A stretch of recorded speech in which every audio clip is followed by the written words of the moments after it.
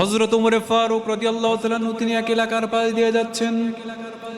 হঠাৎ করে তিনি দেখতে পেলেন একটা রাখাল ছাগলের পাল তিনি মরুভূমির ভিতর দিয়ে চড়াচ্ছেন। হযরত ওমর ফারুক রাদিয়াল্লাহু তাআলা আনহু সেই রাখালের কাছে গেলেন, যাওয়ার পরে বললেন, রাখাল, এই ছাগলের মালিক কি তুমি নাকি?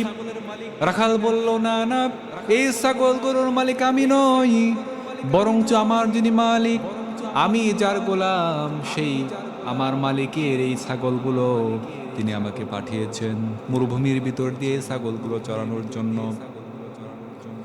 হযরত ওমর ফারুক রাদিয়াল্লাহু তাআলা আনহু তাকে টেস্ট করার জন্য রাখালকে বললেন, ও রাখাল, দুটি ছাগল আমার খুবই প্রয়োজন, দুটি ছাগল আমাকে দাও, আমি তোমাকে অনেক সম্পদ দেব, অনেক টাকা পয়সা দেব, অনেক ধন সম্পদ আমি দেব, দুটি ছাগল আমাকে দাও।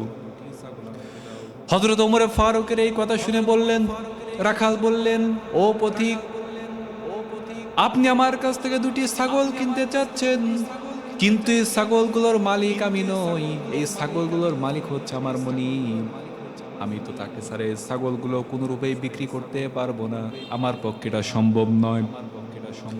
হযরত ওমর ফারুক বললেন, কোনো সমস্যা নেই, এই যে আমি দুইটি ছাগল তোমার থেকে আমি কিনবো, এর মাধ্যমে তুমি অনেকগুলো টাকাও পেয়ে যাবে, মাঝখান থেকে তোমার অনেক লাভ হয়ে যাবে, আবার আমারও লাভ হয়ে যাবে, দুটি ছাগল আমার কাছে তুমি বিক্রি করো।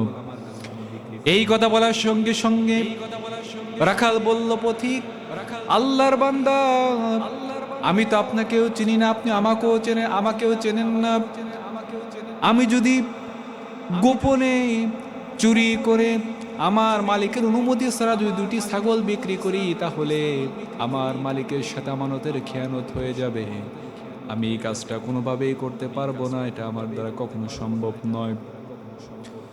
হযরত ওমর ফারুক বললেন, তিনি তো দেখছেন না, তিনি তো কোনোভাবেই দেখছেন না, তুমি যে আমার কাছে ছাগল বিক্রি করলে, এটা তো তিনি দেখছেন না।